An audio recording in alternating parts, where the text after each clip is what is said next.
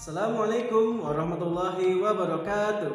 Halo anak-anakku level 4 yang luar biasa, para penuntut ilmu. Bagaimana kabarnya hari ini? Semoga senantiasa sehat dan selalu semangat ya. Ya alhamdulillah, di semester 2 bertemu lagi Ustadz Raga Halilintar. Raga Fadasar dalam video pembelajaran IPA I Love Science ya. Harus love science terus ya. Cintai dulu pelajarannya biar nanti mudah diterima otak. Pada tema 6 kita akan belajar IPA tentang siklus hidup atau daur hidup. Jadi semua makhluk hidup itu mengalami pertumbuhan dan perkembangan, di mana pertumbuhan makhluk hidup dari sejak dilahirkan atau menetas dari cangkang telur hingga dewasa itu membentuk sebuah daur hidup. Misalnya nih manusia ya. Manusia kan mengalami pertumbuhan dan perkembangan dari tahap dari bayi ya, tahap-tahapannya, kemudian menjadi anak-anak, kemudian remaja, kemudian menjadi dewasa. Nah, seperti itu adalah daur hidup dari manusia, di mana nanti manusia yang dewasa ini akan menikah, mempunyai keturunannya akan berupa bayi ya, menjadi anak-anak, remaja, dewasa, menikah, seperti itu terus ya, membentuk suatu putaran yang disebut dengan daur hidup. Nah, kurang lebih seperti itu apa yang dimaksud dengan daur hidup. Daur hidup atau siklus hidup makhluk hidup dibedakan menjadi dua, yaitu makhluk hidup yang tidak mengalami metamorfosis dan makhluk hidup yang mengalami metamorfosis. Lalu makhluk hidup yang mengalami metamorfosis dibagi menjadi dua lagi nih, yaitu makhluk hidup yang mengalami metamorfosis sempurna dan makhluk hidup yang tidak mengalami metamorfosis sempurna. Tunggu, apa itu metamorfosis? Jadi Ustadz akan jelaskan nih. Metamorfosis terdiri dari dua kata, yaitu meta dan morf ya. Meta adalah perubahan, sedangkan morf adalah bentuk. Artinya makhluk hidup yang mengalami metamorfosis dia mengalami perubahan bentuk dalam daur hidupnya. Sampai sini paham ya? Oke, kita pelan-pelan dulu. Kita akan membahas makhluk hidup yang tidak mengalami metamorfosis. Makhluk hidup yang tidak mengalami metamorfosis artinya dalam daur hidupnya tidak mengalami perubahan bentuk. Ingat ya, makhluk hidup yang tidak mengalami metamorfosis artinya dalam daur hidupnya tidak mengalami perubahan bentuk. Contohnya apa? Contohnya manusia, tadi yang Ustadz sudah jelaskan ya. Manusia sejak dilahirkan berbentuk bayi, bentuknya sudah mirip dengan induknya ya, sudah sama dengan induknya, memiliki kepala, tangan, kaki, dan lain-lain. Kemudian ada lagi hewan-hewan yang tidak mengalami metamorfosis, yaitu misalnya adalah ayam di sebelah kanannya Ustadz.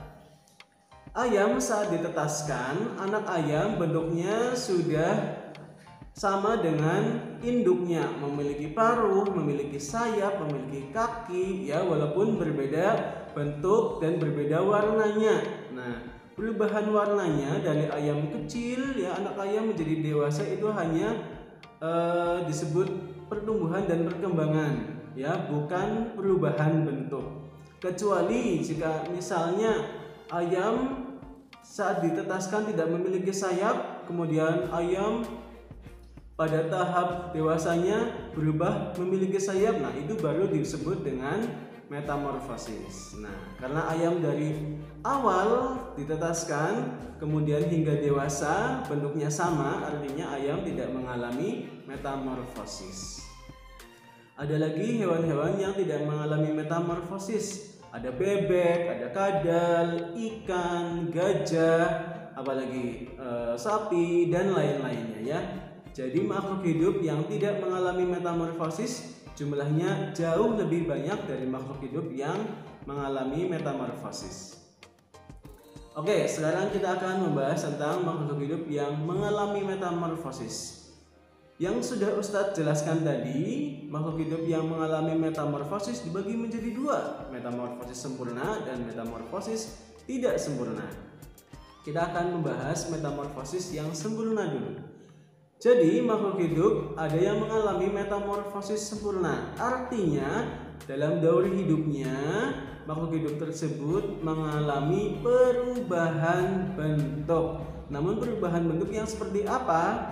Ciri-ciri makhluk hidup yang mengalami metamorfosis sempurna ditandai ciri-cirinya. Yang pertama adalah terdapat fase pupa, yaitu fase kepompong ya.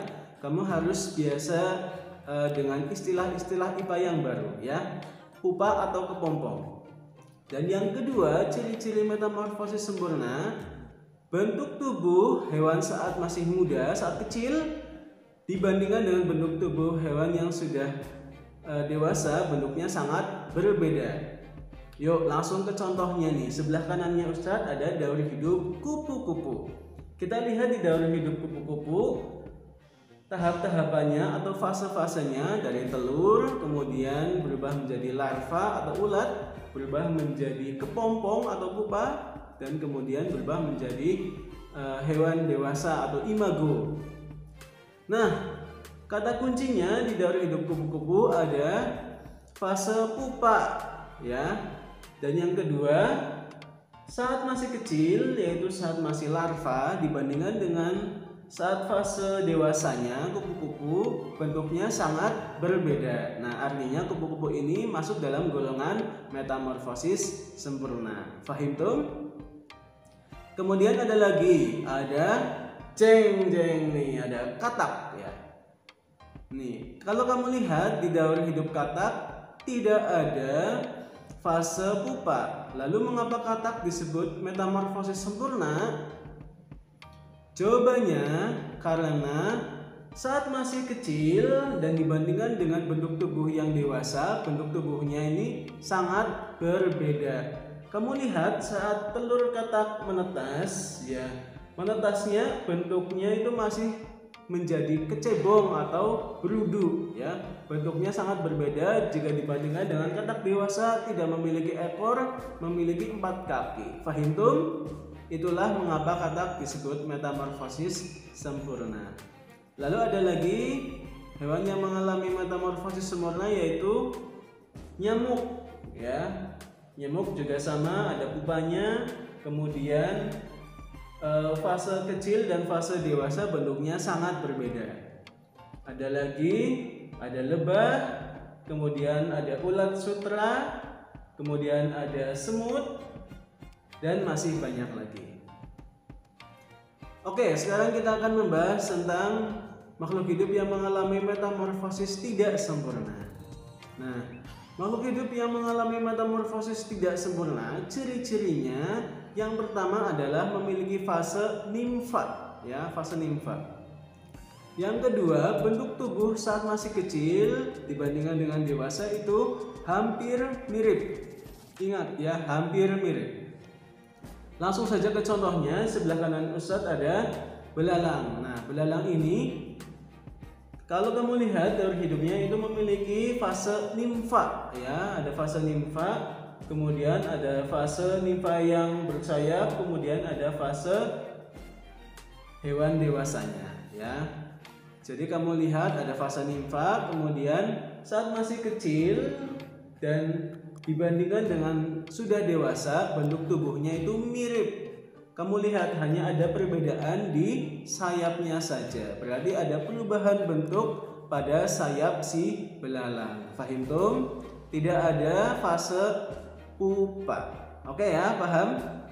Kemudian ada juga hewan seperti kecoa, kemudian ada rayap, ada capung, dan ada kutu. Nah, hewan-hewan ini merupakan hewan yang mengalami metamorfosis tidak sempurna.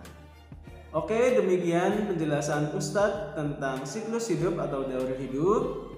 Semoga video ini bermanfaat ya. Jika masih bingung, jangan sungkan tanya ke Ustadz, bisa japri dan bisa tanya ke Ustadzah Yuli. Barakallahu fikum. Wassalamualaikum warahmatullahi wabarakatuh.